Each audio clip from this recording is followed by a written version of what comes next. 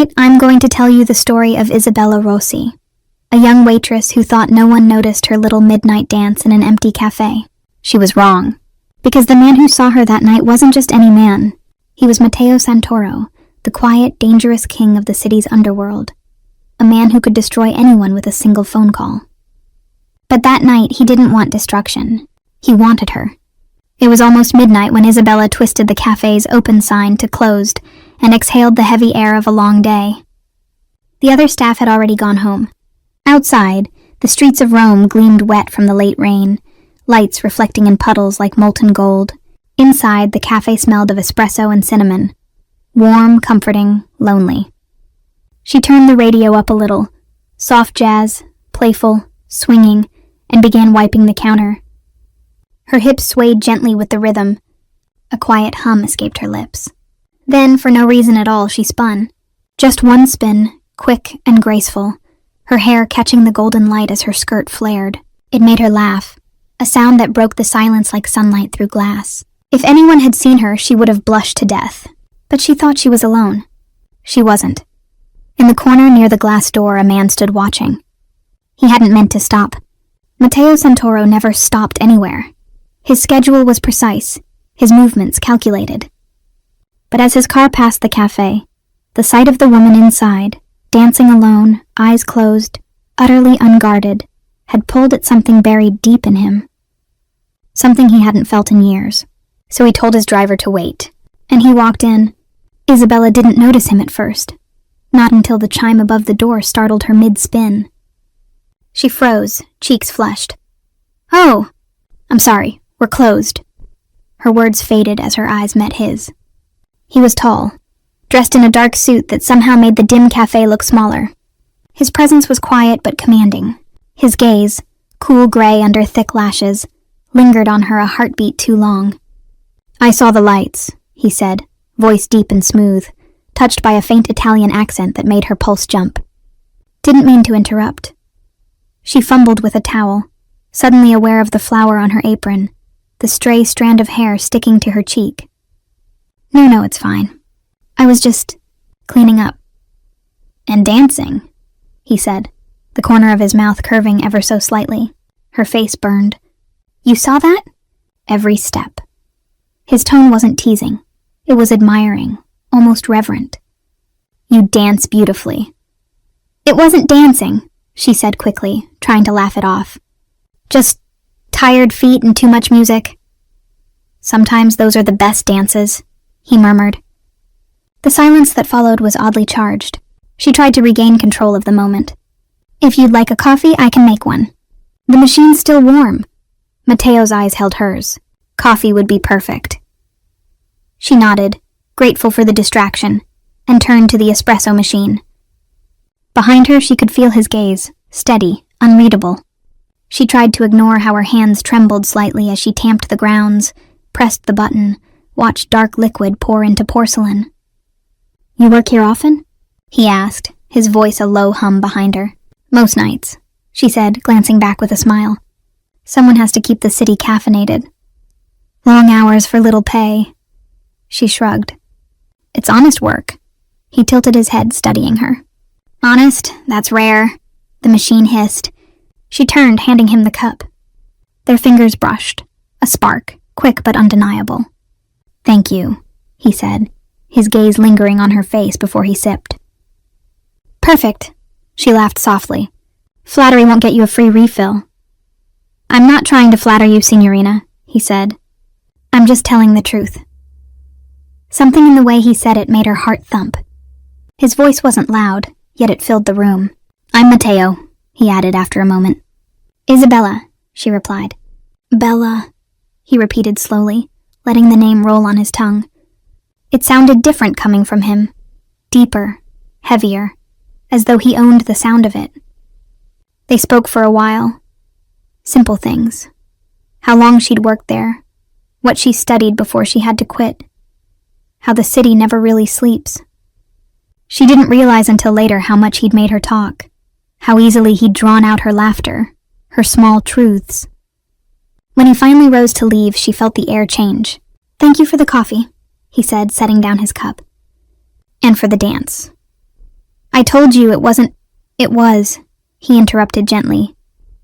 You just didn't know someone was watching, and then he left. The bell chimed again, and the cafe felt empty in a way it never had before. Isabella stood still for a long time, the ghost of his gaze still warming her skin. She didn't know who he was, or why she couldn't stop thinking about his voice. She didn't know that Matteo Santoro never entered any place without a reason. And that by the time he left her cafe, he had already made a decision. He wanted to see her again. And Matteo Santoro always got what he wanted. For 2 nights, Isabella couldn't stop replaying the scene in her mind. The stranger in the suit, the way he said her name like it meant something, the intensity in his eyes that both thrilled and unsettled her. She told herself he was just a customer, that she should forget it. But deep down, she knew that kind of man didn't just walk in and disappear. She was right. On the 3rd evening, as she was serving the last few customers, a small envelope appeared on the counter. Her co-worker Paolo handed it to her with a smirk. For you, Bella, delivered by some guy in a black car. Said it's important. Her heart skipped. The envelope was cream-colored, heavy paper with her name written in elegant handwriting. Inside was a single card, Villa Santoro, 9 p.m. Don't be afraid to say yes. And her hands trembled slightly. Villa Santoro was legendary. An estate on the city's edge, owned by one of the richest, most secretive families in Italy. Rumors surrounded them. Business tycoons, politicians, and men whose smiles hid more than they revealed. She told herself she wouldn't go. That would be crazy. She didn't even know him. But curiosity has a way of silencing reason. At 8:50 that night, a black Maserati pulled up outside her apartment. The driver, dressed in black, stepped out and opened the door for her. Miss Rossi? Her heart thudded. Yes. Mr. Santoro is expecting you. She almost said no. Almost. But something inside her, something that wanted to know who he really was, whispered go. The drive was silent except for the low hum of the engine and the rain tapping on the windows. When the car finally stopped before a gated villa surrounded by tall cypress trees, Isabella felt a shiver. The place looked more like a fortress than a home. The front doors opened as she approached. A butler in a dark suit nodded respectfully. Mr. Santoro will see you in the conservatory. She followed him through marble halls filled with art, the soft sound of a piano echoing in the distance. The scent of amber and tobacco lingered faintly in the air. When she stepped into the conservatory, she saw him, Matteo, standing near a grand piano, one hand resting casually on a glass of red wine. He was wearing a dark turtleneck instead of a suit, but he looked just as intimidating. You came, he said simply, his lips curving into a small smile. I almost didn't, she admitted. He raised an eyebrow. But you did. That says something. Maybe that I'm reckless. Maybe that you're curious. He gestured toward a chair. Sit! I don't bite. That sounds like something a man who does bite would say, she murmured, but sat anyway. He chuckled, a rare, genuine sound that made her stomach flip. You're braver than I thought. And you're more mysterious than anyone has a right to be. Their eyes met, the tension between them growing heavier with every heartbeat. Matteo poured her a glass of wine. I don't usually invite strangers to my home, but I wanted to see you again. Why? He studied her for a moment. Because when I walked into that cafe, I saw someone who wasn't pretending. Everyone in my world wears a mask. You didn't, and I can't stop thinking about that. His honesty caught her off guard. You don't even know me. I know enough. You work hard, you're kind, and you dance when no one's watching. Her cheeks flushed. That was nothing. It wasn't nothing to me. The sincerity in his tone left her speechless.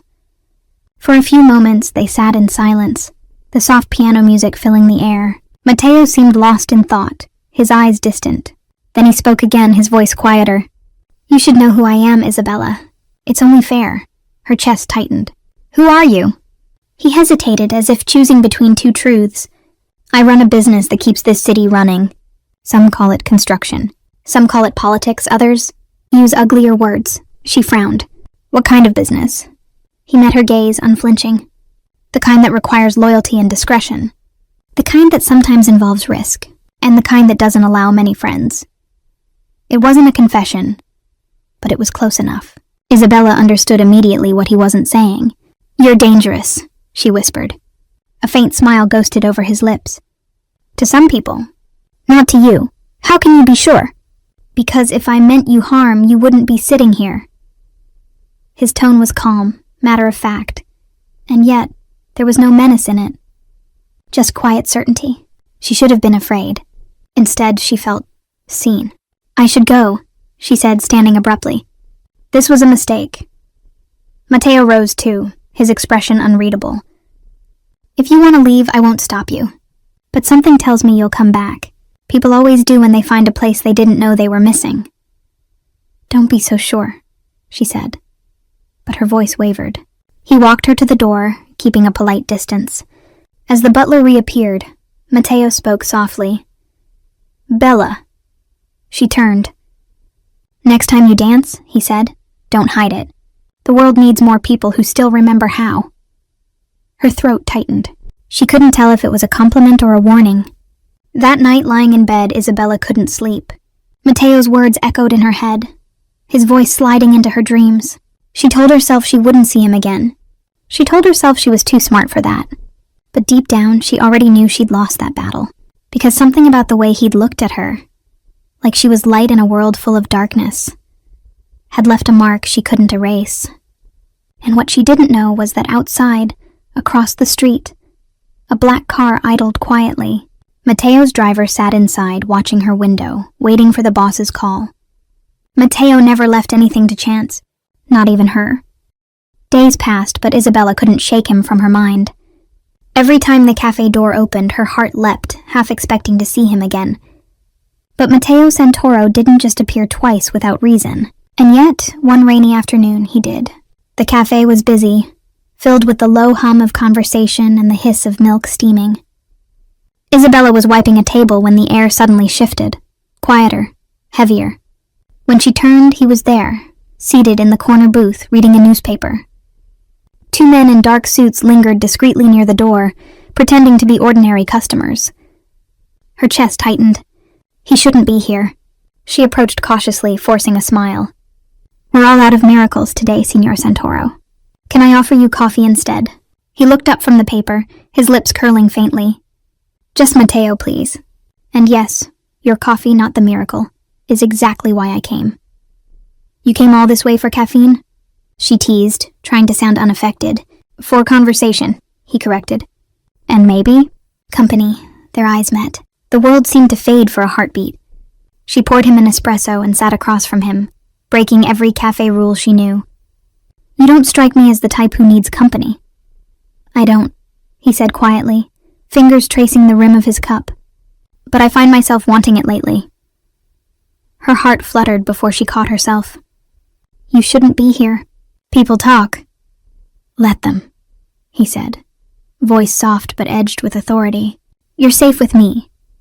"I'm not sure that's the point," she replied. He leaned forward, elbows resting on the table, lowering his voice. "The point, Bella, is that I like seeing you, and I don't like being told what I should or shouldn't do." There it was again, that mix of gentleness and danger that both unnerved and fascinated her. He stayed for nearly an hour, asking her about her dreams, her family, her favorite books. He listened like no one ever had. But as she spoke, she noticed subtle details. The way people glanced his way and quickly looked down, the respectful nods from men passing outside. Even Paolo, her co-worker, avoided his table like it was holy ground. When Mateo finally left, he slipped a small black card onto the counter. "If you ever need help," he said, "call this number, day or night." She looked down. No name, just a number printed in silver. When she glanced up again, he was gone. That night, as she locked up, she told herself to throw the card away. But she didn't. She slid it into her wallet like a secret she wasn't ready to destroy. The next few weeks blurred into quiet confusion. Mateo appeared again, then disappeared for days. Sometimes he'd come for coffee, other times just to talk. He never crossed lines. But there was always an invisible thread between them. One she couldn't cut. One he quietly controlled. Once he arrived after closing, The cafe was empty except for her and the faint glow of the streetlights. "You shouldn't walk home alone this late," he said, appearing at the door as if he'd been waiting outside. "I'm fine," she said, locking the register. "I'm sure you are, but humor me." He offered his hand. "Are you always this protective of your baristas?" she asked, half-teasing. "Only the ones who dance when they think no one's watching." She hesitated, then took his hand. His fingers were warm, strong, steady. The contact sent a rush through her chest. He walked her home without speaking much, his steps unhurried, his presence grounding. When they reached her door, she turned to thank him, but his eyes caught hers, and the world seemed to hold its breath. "I shouldn't get used to this," she whispered. "Maybe you should," he murmured. He leaned closer, not to kiss her, but to brush a strand of hair from her face. His fingers lingered for just a second too long. "Good night, Bella." It was the softest command she'd ever heard. When he left, she stood frozen in her doorway, heart thundering. She didn't see the car parked at the end of the street, or the man inside watching them through the rain-streaked windshield. 2 nights later, the cafe's front window shattered. Isabella screamed as glass exploded across the floor. A brick rolled to her feet, wrapped in a note. "Stay away from him." Police came and went. Paolo insisted it was random vandalism, but Isabella knew better. Fear gripped her chest. She didn't even think. She grabbed her phone, pulled out Matteo's card, and dialed the number. He answered after the first ring. "Bella?" Her voice trembled. Someone attacked the cafe. "Are you hurt?" "No, but stay where you are. I'm on my way." Minutes later, headlights cut through the rain. Matteo stepped out of the car, his presence swallowing the chaos around them. He didn't speak at first, just took in the shattered glass, the trembling in her hands. Then he turned to his men. "Find out who did this!" His voice was low, lethal. The air changed. He moved closer to her, cupping her shoulders gently. "You should have called me sooner. I didn't want to bother you. You could never bother me." There was something in his eyes, fury and worry, tangled together. She felt her fear ebb, replaced by something dangerous. Trust. "Come with me," he said quietly. "What?" "Just for tonight. You're not safe here." Her breath caught. "Where are we going?" "Somewhere they'll never touch you." She hesitated. Logic screamed no, but when he extended his hand again, she took it. Because when Matteo Santoro looked at you like that, saying no felt impossible. As his car pulled away from the cafe, Isabella watched her world shrink in the rearview mirror, unaware that she had just crossed an invisible line. From this point on, nothing in her life would ever be the same. The drive felt endless. Rain traced silver lines down the tinted windows as the city faded into darkness.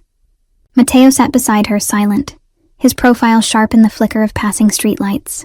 "Where are we going?" Isabella finally asked, her voice small in the hum of the engine. He turned slightly toward her. "Somewhere safe." "That's not an answer." His lips curved faintly. "You'll see soon." She wanted to press further but couldn't find the words.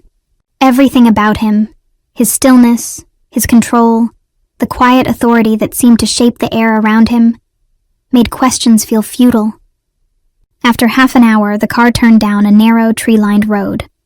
Iron gates opened soundlessly ahead, revealing a villa illuminated by soft golden light. It was beautiful but intimidating, too quiet, too perfect. The car stopped beneath an archway. A man in a black suit opened her door, murmuring, "Buonasera, signorina." Matteo gestured for her to follow. "Come." The villa's interior was a symphony of marble, glass, and low-lit elegance. Classical music drifted faintly from another room. The scent of cedar and old books filled the hall. "This is your house?" Isabella whispered, taking it all in. "One of them," he said casually. "You'll stay here until I'm sure it's safe." "Matteo, I can't—" He stopped, turning to face her. "Bella, whoever threw that brick wasn't sending a message to the cafe. They were sending it to me. You were the easiest way to reach me. That makes this my responsibility." His gaze was steady, protective in a way that made her chest tighten. "I don't even understand what you're involved in," she said quietly. "Then don't try to," he replied. "For now, just trust me." He led her through the hall to a guest room overlooking the rain-soaked gardens. It was more luxurious than any hotel she'd ever seen. Silk sheets, soft lighting, a balcony with a view of the city lights below. "If you need anything," he said, "my staff will bring it. There's food, clothes, anything you want." She stared at him. "This feels surreal, like I've stepped into someone else's life." Mateo's expression softened. "Maybe you just stepped into mine." He turned to leave, then paused in the doorway. "Get some rest, Bella. You're safe here." After he left, Isabella stood by the window, watching the rain blur the reflection of her face. Safe, he had said, but the silence of the villa felt too heavy, too alert. Somewhere downstairs, she heard the faint murmur of men's voices, guards maybe. She touched the curtains, fingers trembling slightly. For the first time, she wondered if safe meant something different in Mateo's world. She didn't sleep much that night. Sometime after midnight, she heard footsteps outside her door. Slow, deliberate. She sat up, heart racing, until a soft knock followed. "It's me." Mateo's voice came through the wood. She hesitated, then opened the door.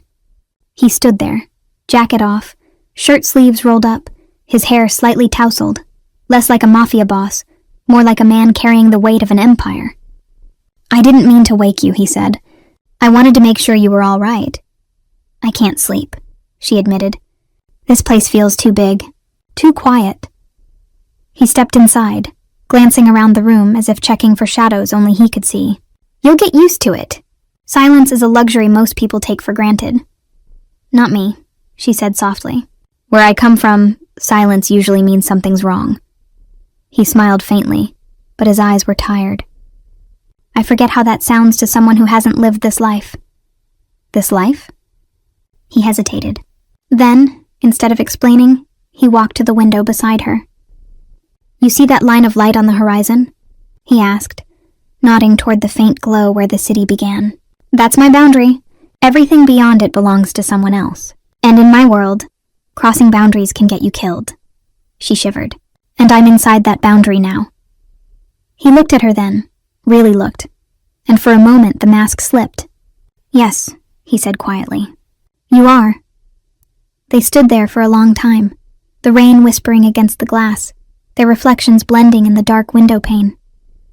"Why are you helping me?" she asked finally. "You could have just sent someone to fix the window." He exhaled slowly. "Because when I saw that note, I realized how close you came to being hurt because of me, and I don't let anyone pay for my mistakes. But you don't even know me." "I know enough," he said. "Enough to know that if something happened to you, I wouldn't sleep again." The words hit harder than she expected. No one had ever spoken about her like that, not with such quiet certainty. "Mateo," she began, but her voice faltered. He took a step closer. The distance between them vanished, replaced by a tension that made her heartbeat echo in her ears. "I should go," he said after a moment, his voice rough. "Before I say something I can't take back." He turned to leave, but her hand brushed his arm. Instinct, not thought. "Wait," he stopped. She searched his face. The sharp lines, the weary eyes, the contradiction between danger and gentleness that defined him. "I'm not afraid of you," she whispered. Something shifted in his gaze, a flicker of disbelief, then something deeper, rawer. "You should be," he said. "Maybe," she replied, "but I'm not." The silence that followed was electric. He didn't move for a long time, then finally nodded, as if conceding defeat in a battle he hadn't meant to fight. "Sleep, Bella," he said quietly. "Tomorrow will be different." When he left, she stood there for several minutes, pulse still racing, wondering why every word he said felt like both a warning and a promise. And somewhere in the villa below, Mateo stood alone in his study, staring at a photograph on his desk. His brother, the man who had been killed 6 months ago in a cafe almost identical to Isabella's. He whispered to the empty room, "Not again." Morning sunlight spilled through the tall windows of the villa, painting soft gold across the marble floors. Isabella awoke to the faint scent of coffee drifting through the air. Real Italian roast, dark and comforting.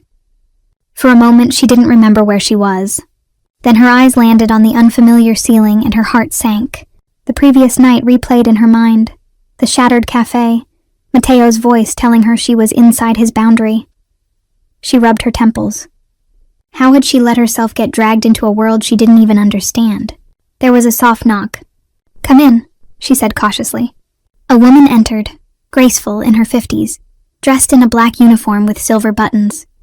"Buongiorno, signorina. I'm Lucia. Mr. Santoro asked me to see if you needed breakfast." Isabella blinked. "That's very kind. Thank you." Lucia smiled faintly. "You're welcome. He also asked me to tell you that you can explore the gardens if you wish. But please, stay inside the gates." The message was polite, but the meaning was clear. Don't wander too far. When Lucia left, Isabella stood for a moment, staring out the window. The villa grounds stretched endlessly. Fountains, olive trees, stone statues guarding pathways like silent sentinels. Beauty everywhere, but the air felt controlled, like even the flowers grew under orders. She ate breakfast quietly, pastries, fruit, coffee strong enough to make her heart race, and wandered outside. The morning breeze was cool, carrying the scent of lavender. For a moment, she almost forgot the fear. Then she saw him. Mateo was by the fountain, on his phone, voice low but tense. Even from across the courtyard, she could tell his mood had shifted. His movements were precise, his posture rigid. The conversation wasn't friendly. When he hung up, he turned, and their eyes met. "You shouldn't be out here alone," he said as he approached. "I thought you said it was safe." "I did." He slipped his hands into his pockets. "But safety in my world is relative." There was something in his tone, a weariness she hadn't heard before. "Bad news?" she asked softly. He hesitated, then shook his head. "Nothing you need to worry about." "Mateo." Her voice was gentle but firm. "You keep saying that, but it keeps sounding like I should worry." He looked at her for a long moment, then exhaled. "You're right. You should, because this city doesn't forgive weakness. And last night proved someone's watching me. Watching you now, too." Her stomach tightened. "So I'm just trapped here?" He frowned slightly, as if the word offended him. "Protected. There's a difference." "To you, maybe," she said quietly. "Not to me." His expression softened, guilt flickering behind his eyes. "You have every right to be angry. You didn't choose this." "No, but you did," she said, meeting his gaze. "Whatever you're mixed up in, it found me because of you." The silence stretched between them, heavy with truth. Then, unexpectedly, he said, "I lost someone once because of this life. My brother." The admission caught her off guard. "I'm sorry," she whispered. Mateo's jaw tightened. He ran the family's accounts. Thought he could handle both worlds, legitimate and not. But trust is a fragile thing here. One mistake, one rumor, and he was gone. Gone? Shot, in a cafe. His eyes darkened. "That's why when I saw your note, I couldn't ignore it." For the first time, Isabella saw past his composure, glimpsing the grief that lived beneath the calm exterior. "You blame yourself," she said softly. He didn't deny it. "When you lose enough people, you start keeping others at arm's length. Safer that way." "And yet here I am," she said. "And yet here you are." His gaze met hers, steady and intent. "And I don't know why that scares me more than anything." Her heart caught in her throat. There it was, the line between danger and desire, drawn and crossed in a single breath. He turned away almost abruptly. "I have to take care of some things in the city. You'll stay here until I return. No arguments. Mateo, please." The word came out quieter than she expected. "Don't make me worry." He left her standing by the fountain, the sound of his car fading down the long driveway. That afternoon, a storm rolled in, darkening the sky. The villa seemed to grow colder with every clap of thunder. Isabella tried reading, but her mind kept circling back to Mateo, his story, his grief, the walls he'd built. By evening, she wandered back to the conservatory. The piano stood open, its keys gleaming in the dim light. She hesitated, then sat and pressed a few soft notes. The melody was uneven, hesitant, a lullaby her mother used to hum. She didn't hear him enter. "That's beautiful," Mateo's voice came from behind her. She turned, startled. I didn't know you were back. I wanted to hear the storm from home, he said, stepping closer. And I heard music instead. I was just trying to remember something good, she said softly. He smiled faintly. You remind me what that feels like. The words lingered in the air between them, delicate and dangerous. Did you find what you were looking for in the city? She asked. Not yet, he said, but I will. The way he said it sent a shiver down her spine. She stood, her pulse quickening. Matteo, when all this is over, when it's safe, what happens then? He was quiet for a long time before answering. Then you'll be free to leave. And you? He met her eyes, and for once there was no distance between them. People like me don't get free, Bella. We just get quieter. The sadness in his voice cut deeper than she expected. Without thinking, she reached out, her fingers brushing his hand. He didn't move away. They stood there, close enough to feel each other's breath. Outside, thunder rumbled softly, the sound almost protective. In that moment, Isabella realized something terrifying and undeniable. She didn't want to leave. And Matteo, though he didn't say it, was realizing something even worse. He didn't want to let her. The following morning, the storm had passed, but an uneasy stillness hung over the villa. Matteo sat in his study, surrounded by the low hum of tension that filled the room whenever his men gathered. Papers were spread across his desk. Surveillance photos, bank ledgers, lists of names circled in red ink. Luca, his most trusted lieutenant, stood opposite him, shoulders tense. It was the Caruso family, he said grimly. They're testing your boundaries again. The note left at the cafe was their warning. Matteo's jaw flexed. A warning would have been a bullet. This was a message. They're not after me, they're after her. Luca frowned. The waitress? Matteo's gaze hardened. Don't call her that. Luca hesitated, then nodded. What do you want me to do? Matteo's fingers drummed once on the desk. Find the leak. Someone inside gave them her name, her address, her schedule. That doesn't happen by accident. Luca hesitated. You think it's someone close? I think it's someone breathing, Matteo said coldly. Silence settled, heavy as gunmetal. When Luca left, Matteo leaned back in his chair, rubbing his temples. He'd spent years building a fortress of control around his life. Every alliance, every secret, perfectly balanced. But Isabella had cracked something open in him, and now everything seemed to bleed through that fracture. He looked at the framed photo of his brother again, the one who died in a cafe 6 months ago. They'll try again, he muttered. They always do. A soft knock interrupted his thoughts. Matteo? Isabella's voice drifted through the door. He quickly swept the files into a drawer before answering. Come in. She entered hesitantly, dressed in one of the simple cotton dresses Lucia had found for her. She looked out of place in the somber office, like a splash of sunlight that didn't belong among shadows.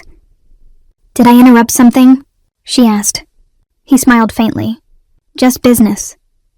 Your kind of business scares me, she admitted. It scares me too sometimes, he said quietly. She tilted her head, studying him. Then why do it? Because if I didn't, someone worse would. Power is like gravity here. If you let go, it crushes you.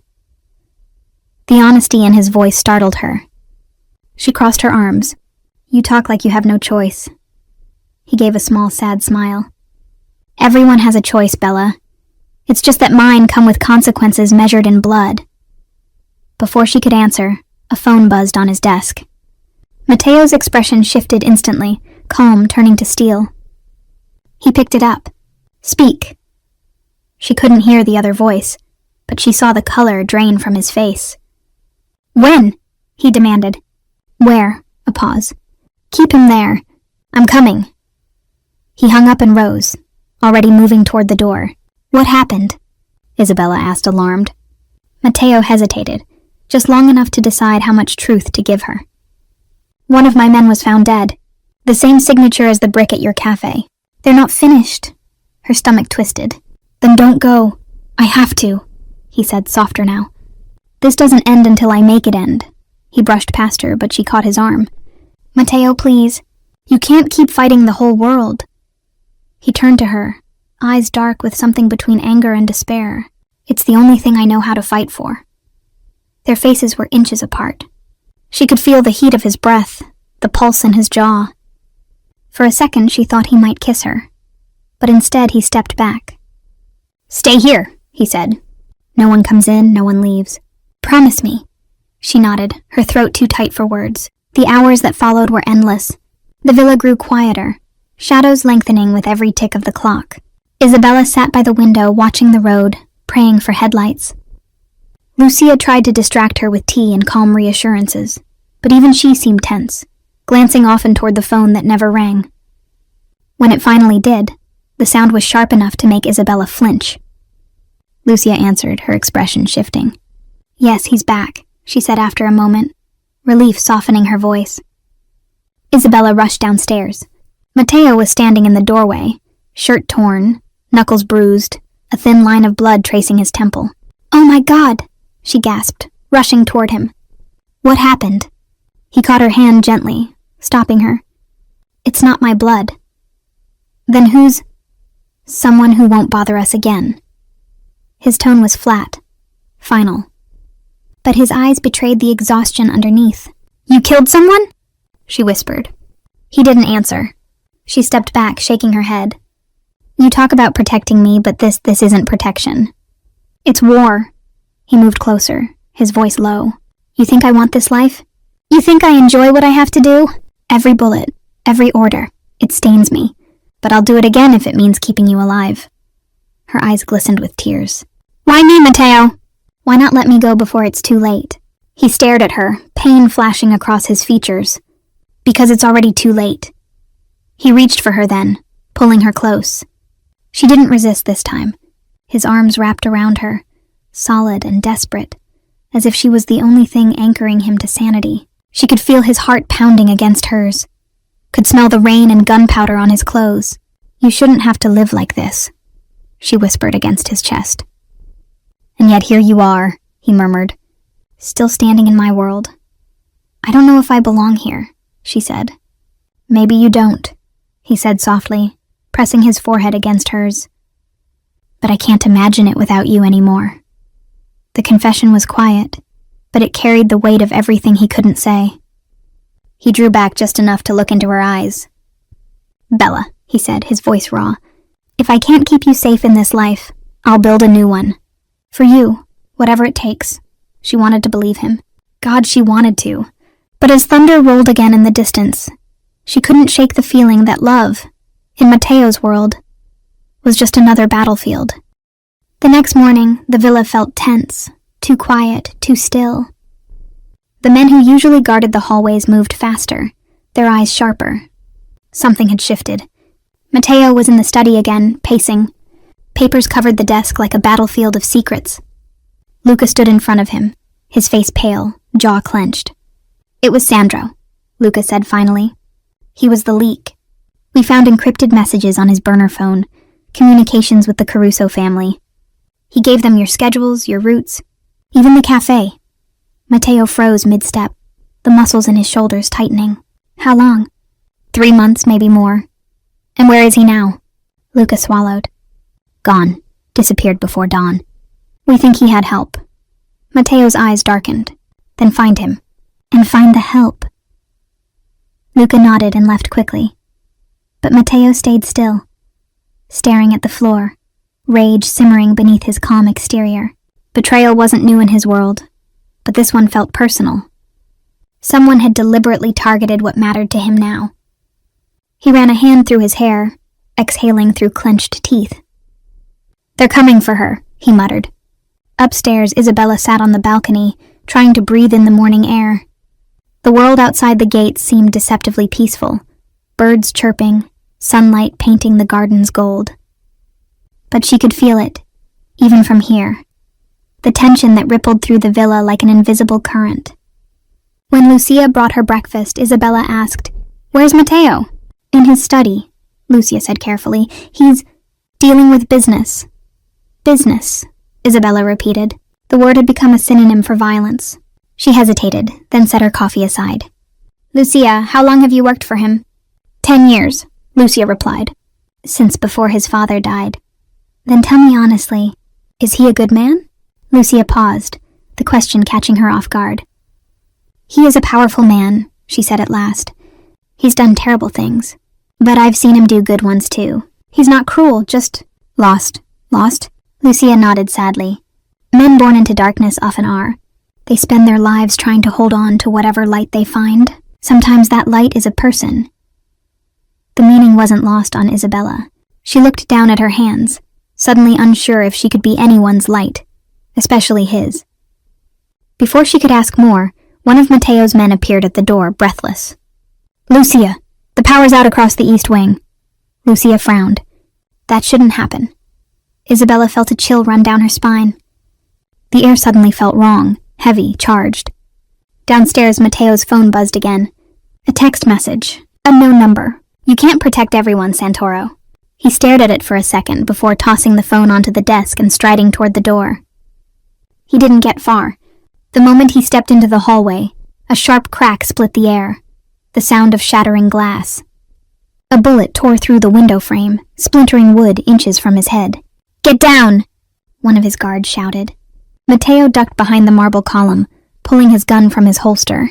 Where did it come from? East side, near the gardens. His blood ran cold. Isabella was upstairs, in the east wing. Cover me! He barked, sprinting toward the staircase. Isabella had heard the gunshot. It echoed through the villa like thunder. She froze, the tray of coffee cups slipping from her hands and shattering on the floor. Lucia grabbed her arm. Get away from the windows. What's happening? Isabella's voice trembled. Lucia didn't answer, just pulled her toward the hall. But before they could reach the door, two men burst in, faces masked, guns raised. Isabella screamed as Lucia shoved her behind the sofa. One of the men grabbed the older woman and threw her aside. Where is she? He shouted to the other. Search the rooms. They were coming for her. Mateo had been right. Isabella crouched low, her heart slamming against her ribs. The sound of boots echoed across the marble floor. She spotted the balcony door, half open. Her mind screamed run. She darted for it, slipping through just as one of the gunmen shouted. A bullet whizzed past, slamming into the railing. She stumbled down the steps into the garden, sprinting across the wet grass. Stop her! Another shot cracked through the air. She ducked, breath ragged, and ran toward the olive grove, where trees clustered thickly enough to hide her. Bella! The voice was Mateo's, sharp, commanding. Relief flooded her chest. He appeared from the opposite path, gun drawn, fury in his eyes. When he saw her, his expression shifted, from rage to pure, unguarded fear. Down! He shouted. She dropped instinctively. Mateo fired twice, 2 clean, controlled shots. Both intruders went down before they could reach her. The echo of the gunfire hung in the air like thunder. Then there was silence. Isabella trembled as he approached. His gun fell to his side, his other hand reaching for her face. Are you hurt? She shook her head, tears streaking her cheeks. No. But Lucia, she's alive, he said quickly. They won't touch her again.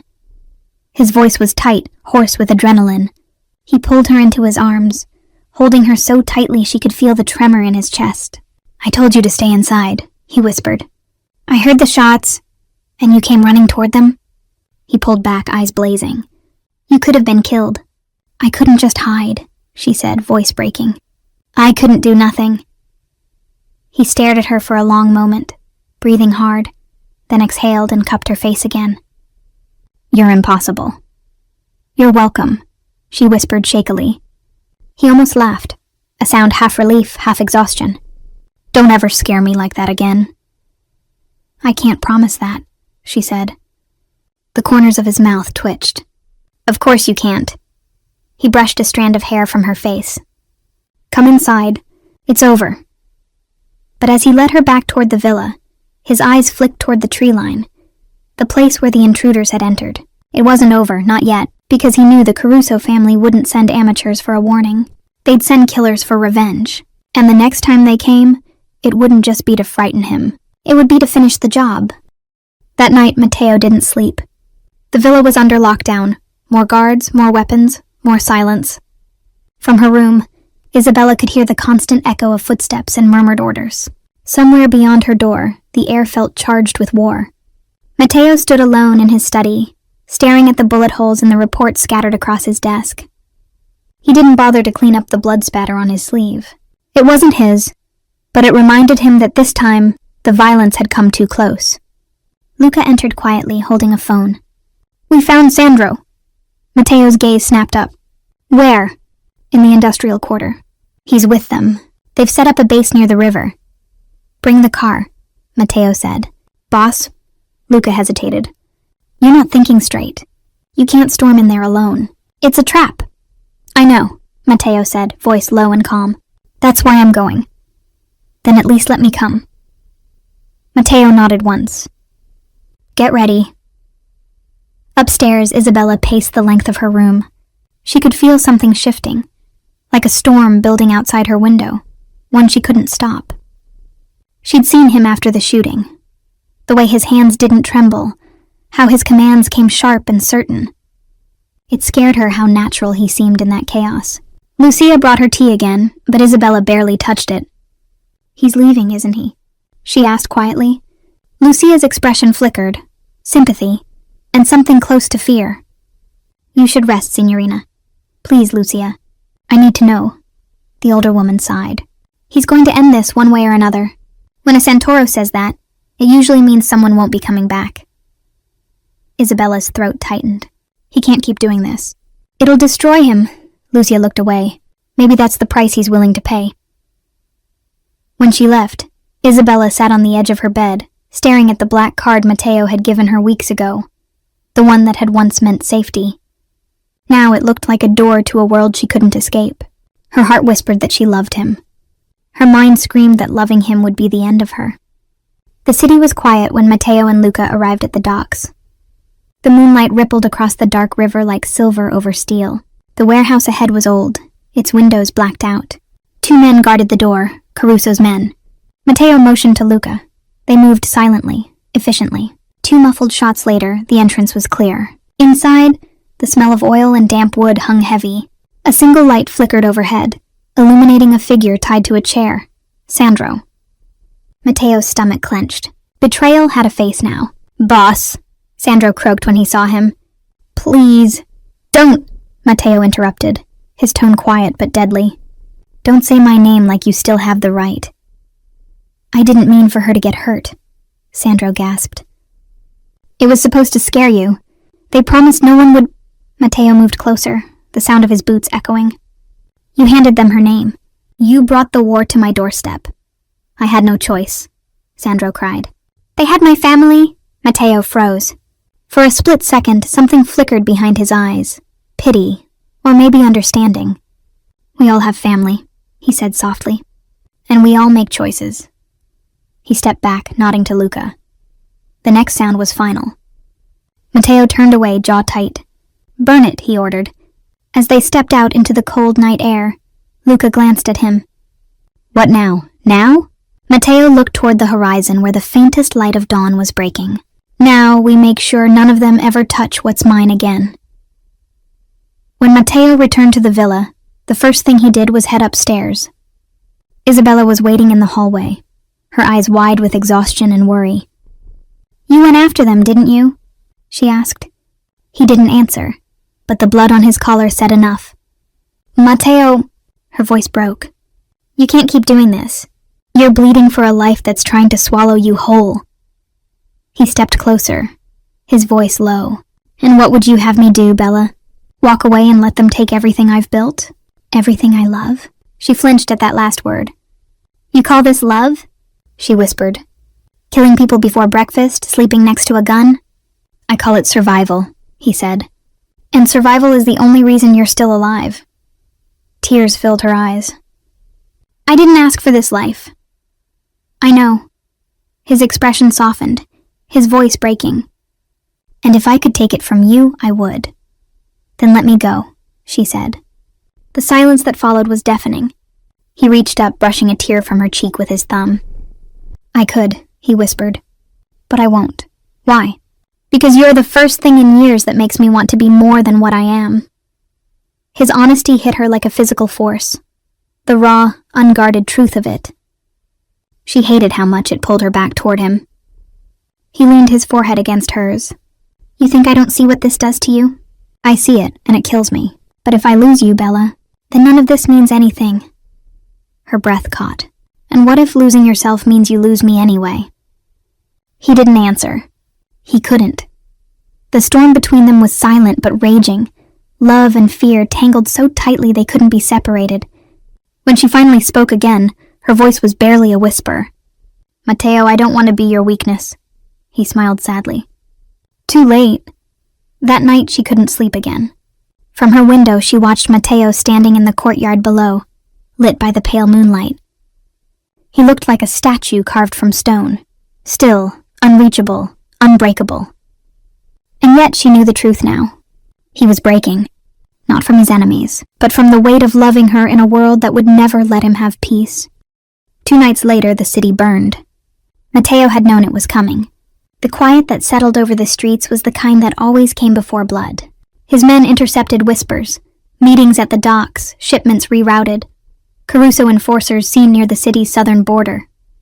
He had been at war long before the first gun fired, but that night they stopped whispering. That night they came for him. Isabella was in the conservatory, trying to distract herself by tending to Lucia's orchids. The radio hummed softly, an old Italian ballad drifting through the air. For a brief moment it felt almost normal. Then she saw the lights, harsh white beams cutting through the night from beyond the gates. She frowned. Lucia? Is someone arriving? Lucia's face went pale. Those aren't Mateo's cars. The words barely left her mouth before the first explosion hit. The sound shattered the night, a deep, violent roar that shook the villa. The windows blew inward, glass raining across the marble floor. Isabella fell to her knees, covering her head as screams erupted in the hallway. Get down! One of the guards shouted, rushing past. They're breaching the gate! Lucia grabbed Isabella's hand. Come, this way. They ran down the corridor, their footsteps echoing off the walls. Gunfire cracked in the distance, sharp, rhythmic, terrifying. The villa that had once been a sanctuary now felt like a trap. Lucia, Isabella gasped. Where's Mateo? Where he always is, Lucia said grimly. At the front. At the gates, Mateo stood in the pouring rain, his gun raised, his men forming a defensive line behind the stone walls. The headlights of approaching vehicles turned the driveway into a blinding battlefield. Luca crouched beside him. They've got numbers on us. Then we cut the head, Mateo said, eyes narrowing. Caruso's here. I can feel it. The gate blew open. Shadows spilled through. Armed men in black, faces covered. Mateo fired first. Chaos erupted. Bullets tore through the rain, flashes lighting up the night like lightning. Mateo moved with precision, each shot deliberate, his expression cold and unreadable. For every man who fell, another took his place. Then a scream pierced through the noise, Isabella's voice. Mateo froze.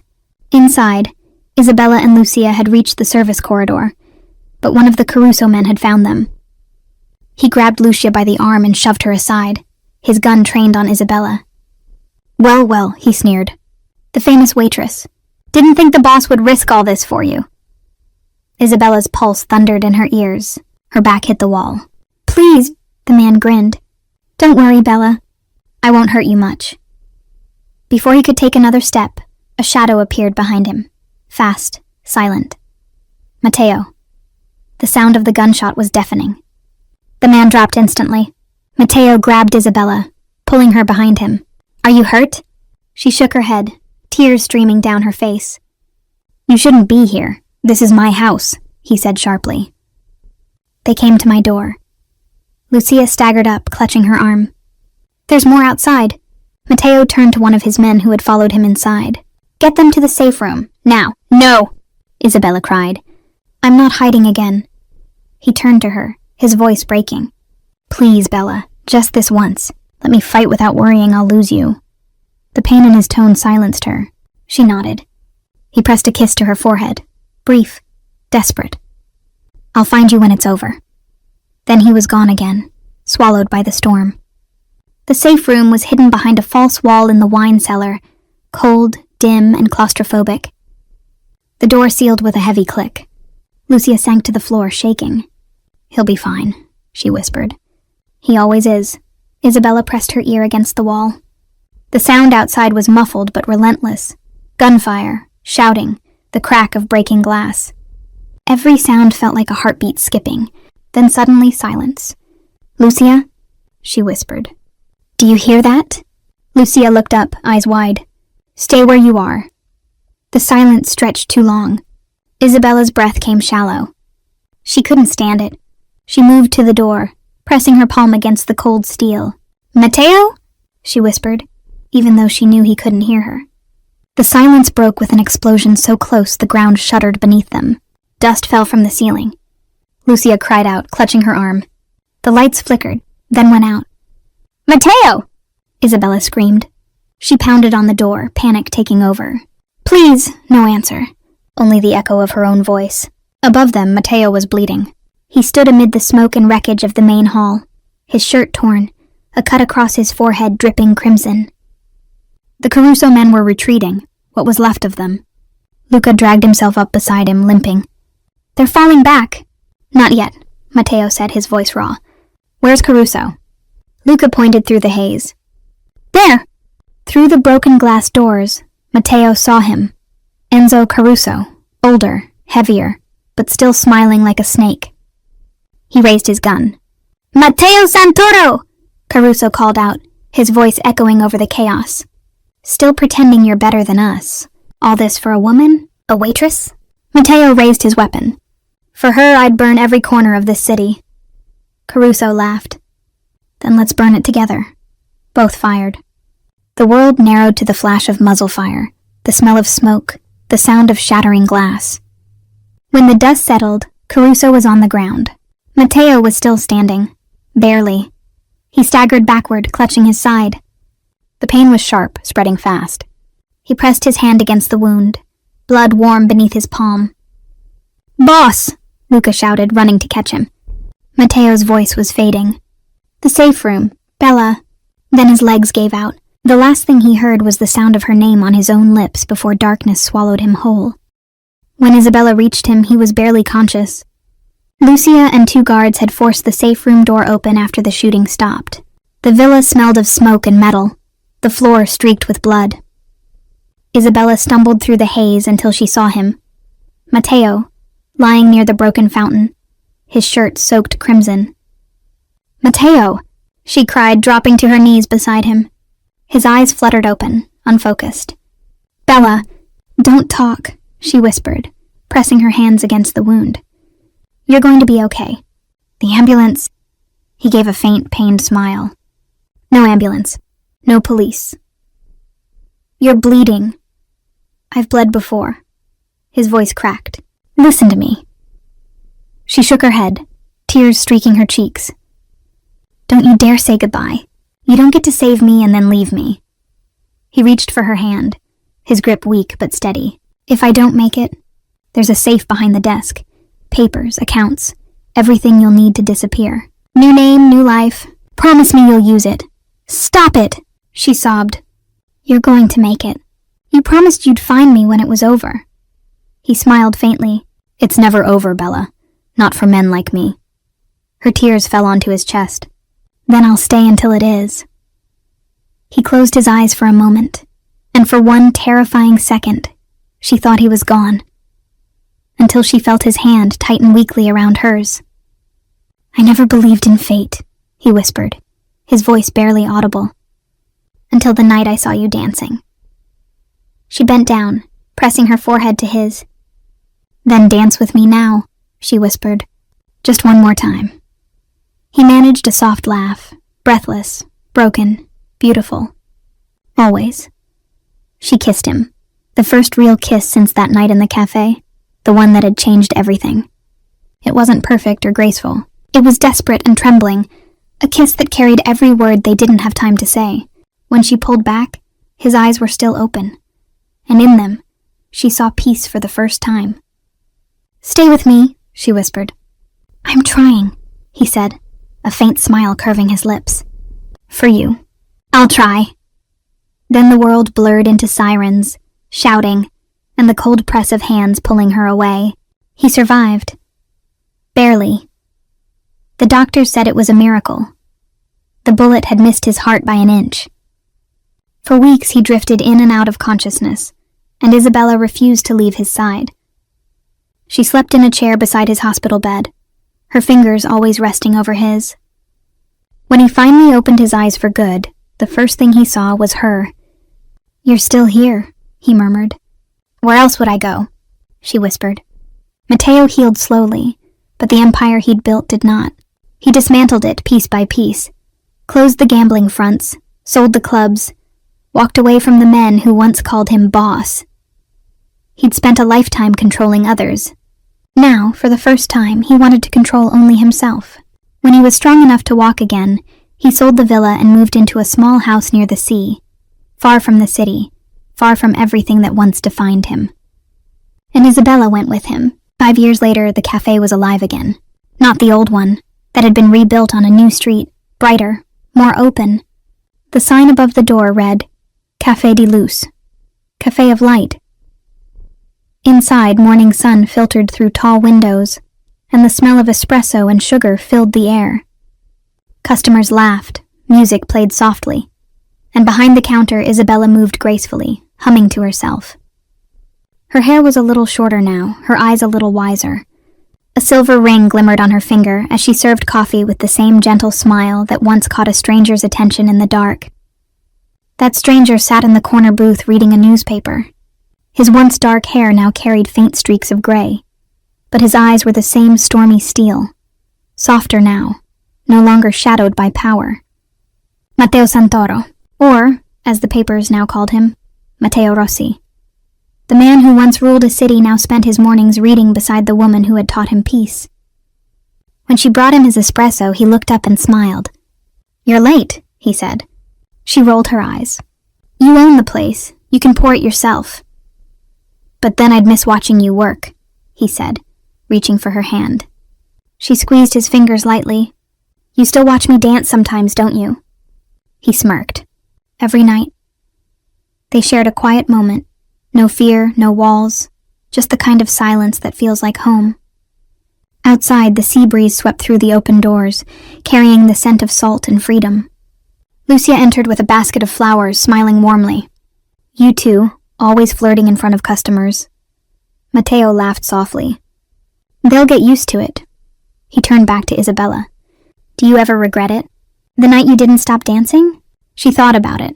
The cafe, the rain, the danger, the choices that changed everything. Then she shook her head. "No," she said softly, "because that was the night I stopped surviving and started living." Matteo reached across the table, brushing his thumb along her cheek. "And the night I stopped being a monster." Her smile was tender. "You were never a monster, Matteo. Just a man who forgot what love looked like." He kissed her hand, eyes never leaving hers. "Then I suppose you reminded me." They sat together as the morning light filled the cafe, the world outside moving on. Unaware that the man once feared by all of Rome now found joy in something as simple as laughter and coffee shared across a table. And sometimes, after the doors closed and the music played softly again, Isabella still danced, slow, graceful, lost in the rhythm of her own freedom. Matteo would watch from his chair, the same way he had that first night, the ghost of a smile playing on his lips, because he knew deep down that love, real love, wasn't about power or control. It was about surrender, and in the end, it wasn't the world that tamed him. It was the girl who danced alone,